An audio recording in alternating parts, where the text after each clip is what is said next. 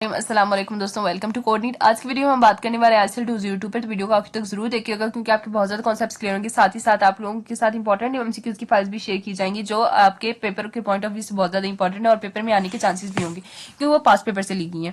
تو اگر ویڈیو اچھی لگے تو اس کو لائک کر دیں، چینل کو سبسکرائب کر دیں، بیل آئیکن کو ضرور پریس کر دیں تاکہ ہمارے چینل سے آنے والی ہر امپورٹنٹ ویڈیو کو نوٹیفکیشن آپ تک ٹائم ٹو ٹائم پہنچتا رہے۔ ساتھ ساتھ اگر آپ اپنے فرینڈس اور باقی گروپس میں شیئر کریں گے تو ان کا بھی بینیفٹ ہو جائے گا۔ تو چلیں آج کا لیکچر سٹارٹ کرتے ہیں۔ ہمارا آج کا ماڈیول ہے آج کا لیکچر نمبر 15 کا لاسٹ ہمارا لیکچر چل رہا ہے اور اس کا فرسٹ ماڈیول سٹارٹ کرنا ہے ہم نے آج۔ تو ہم پہلے بات کرتے ہیں کمپریہنسو یعنی جامعیت۔ تو اسلامی قانون میں انسانی ضروریات کو خاص اہمیت دی گئی ہے۔ یہ تمام ایسے قوانین ہیں اور اصول یہ ایسے قوانین اور اصولوں کو شامل کرتا ہے جو معاشرے کی فلاح و بہبود کے لیے ضروری ہوتے ہیں۔ سیکنڈ پوائنٹ ہے ہمارا پائیداری، یعنی اسلامی قوانین اپنی فطرت میں مستقل اور ناقابل تغیر ہیں۔ زمانے کے تبدیلی ان قوانین پر اثر انداز نہیں ہوتی، البتہ ایسے معاملات جن کا کوئی صریح حکم موجود نہ ہو ان میں اجتہاد کی گنجائش ہوتی ہے۔ ایکویلٹی کیا ہوتی ہے؟ مساوات۔ تو دنیا کے تمام مذاہب میں صرف اسلام کو یہ امتیاز حاصل ہے کہ وہ انسانی مساوات کا تصور پیش کرتا ہے۔ اللہ تعالیٰ فرماتے ہیں بے شک تم میں سے سب سے زیادہ عزت والا وہ ہے جو سب سے زیادہ متقی اور پرہیزگار ہو، ٹھیک ہے۔ تو اپلیکیبلٹی ہم دیکھ لیتے ہیں۔ تو اسلام کی بہترین خصوصیت یہ ہے کہ ہر شخص کے لیے، ہر دور کے لیے قابل عمل ہے اور لچکدار ہے۔ لچکدار کا کیا مطلب ہے؟ ہم ایک مثال سے دیکھ لیتے ہیں۔ یعنی نماز کا حکم سب کے لیے ہے، لیکن اگر کوئی کھڑا ہو کر نہیں پڑھ سکتا تو وہ بیٹھ کر پڑھ سکتا ہے، اگر بیٹھنے سے بھی قاصر ہے تو وہ لیٹ کر پڑھ سکتا ہے۔ حج اور زکوٰۃ بھی فرض ہیں، لیکن کیا ہے کہ صرف ان پر ہیں جو اس کی استطاعت رکھتے ہیں، ٹھیک ہے۔ تو آگے ہم پڑھتے ہیں اسلامی فقہ کی نوعیت میں سختی سے پاک یعنی نون حرج۔ حرج کا مطلب ہے سختی یا مشکل یا سختی۔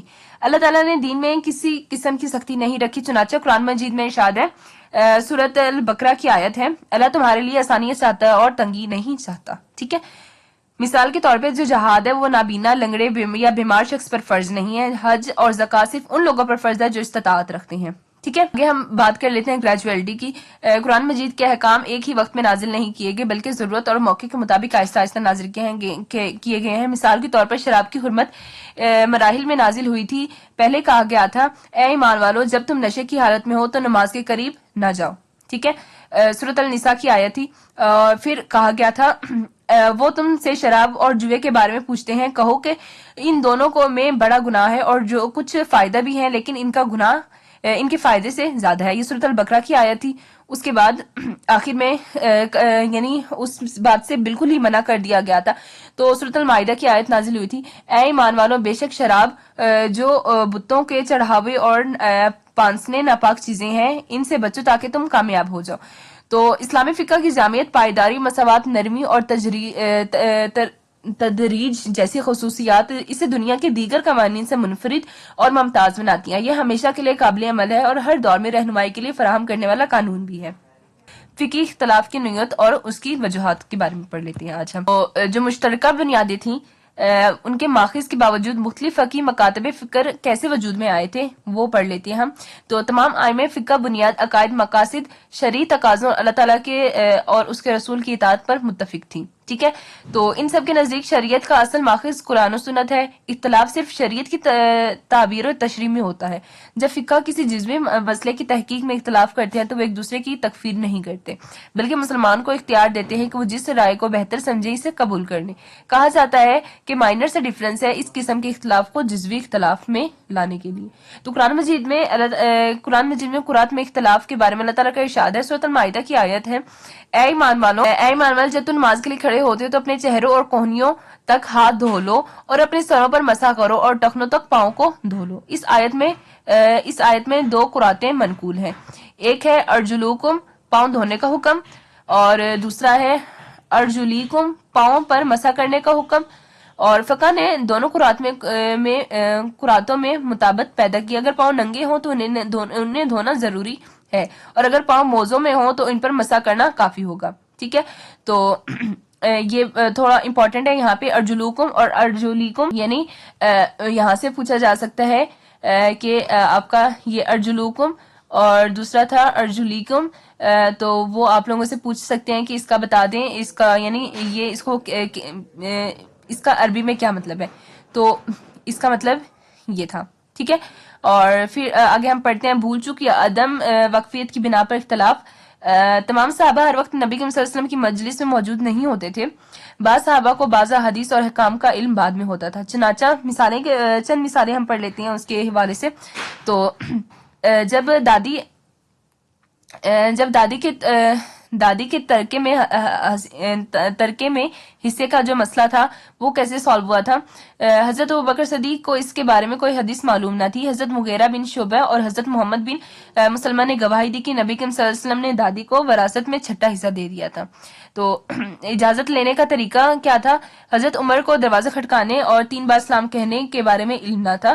حضرت ابو موسیٰ الاشرا اور صحابہ کی گواہی اسے ثابت کیا گیا کہ نبی کریم صلی اللہ علیہ وآلہ وسلم نے ایسا ہی طریقہ سکھایا تھا۔ تیسرا پوائنٹ ہے ہمارا تعاون سے متعلق فیصلے کے بارے میں، یعنی حضرت عبد الرحمن بن عوف نے نبی کریم صلی اللہ علیہ وسلم کی حدیث بیان کر کے مسئلہ واضح کر دیا۔ حدیث کون سی تھی؟ کہ وبا کے علاقے میں نہ جاؤ، اور اگر وہاں جاؤ تو باہر نہ نکلو۔ تو یہ بتا دیا تھا انہوں نے۔ تو حدیث کی صحت میں اختلاف کیسے آ سکتا ہے؟ تو ایک حدیث کسی ایک امام کی تحقیق میں صحیح ہو سکتی ہے، جبکہ دوسرا امام کے نزدیک یہ قابل استناد ہوتی ہے۔ یہ بھی فقہ کے اختلاف کی ایک بڑی وجہ ہے۔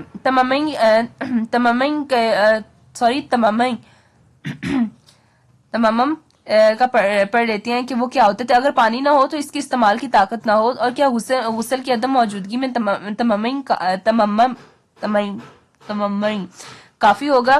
حضرت عمر بن عبد المسعود کے نزدیک تممین کی اجازت ہے تو لیکن نماز نہیں پڑھی جا سکتی۔ حضرت عمار بن یاسر نے ایک حدیث بیان کی۔ حضرت عمر کے پاس ایک شخص آیا اور کہنے لگا، ہم ایسی جگہ رہتے ہیں جہاں مہینوں تک پانی نہیں ملتا، اگر ہم اجنبی ہو جائیں تو کیا کریں؟ حضرت عمر نے کہا، جب تک پانی نہ ملے میں نماز نہیں پڑھوں گا۔ حضرت عمار نے کہا کہ آپ کو یاد نہیں ایک بار میں نے اور آپ اونٹ پر چڑھا رہے تھے تو ہم دونوں جنبی ہو گئے تھے، تو میں نے زمین پر لوٹ پوٹ کر کے تممم کیا، پھر نبی کریم صلی اللہ علیہ وسلم کے پاس آئے تو آپ نے فرمایا یہ کافی تھا، صرف ہاتھ زمین پر مارو، پھونکو اور چہرے اور بازو تک مسح کر لو۔ حضرت عمر نے کہا، عمار اللہ سے ڈرو۔ عمار نے جواب دیا، امیر المومنین آپ اگر چاہیں تو میں دوبارہ یہ حدیث بیان نہیں کروں گا۔ حضرت عمر نے کہا، نہیں اللہ کی قسم، میں تمہیں تمہاری رائے سے نہیں روکوں گا۔ یہ حضرت ابو داؤد کی حدیث تھی۔ تو نتیجہ کیا ہوا تھا اس کا؟ یعنی فقہ میں اختلاف کی کئی وجوہات ہیں، جیسے قرآن کی مختلف قراتیں اور احادیث کی عدم وقفیت، حدیث کی صحت میں اختلاف، اور فقہ کی قیاس اور اجتہاد میں رائے کا فرق۔ یہ اختلاف مسلمانوں کے لیے رحمت ہے کیونکہ وہ شریعت کی وسعت اور لچک کو ظاہر کرتے ہیں۔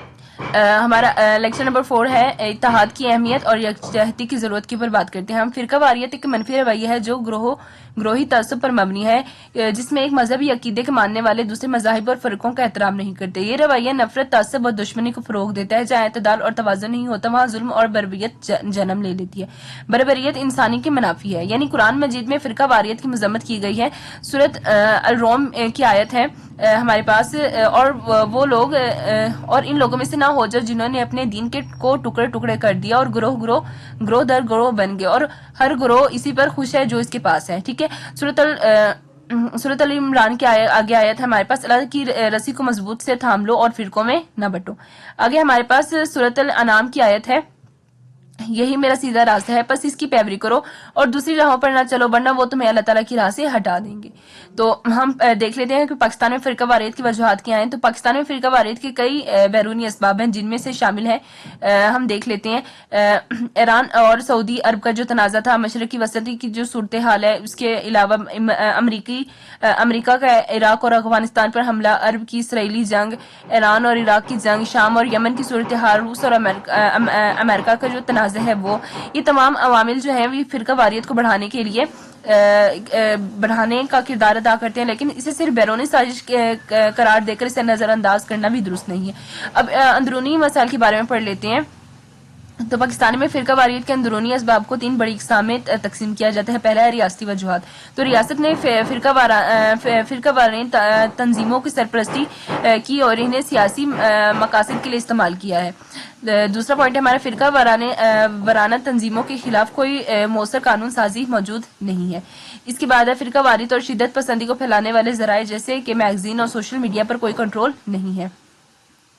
سیاسی اور مذہبی رہنمائی کو بیرونی ملک میں سرگرمیوں، خاص طور پر سعودی عرب اور ایران میں کوئی بھی نگرانی نہیں ہے۔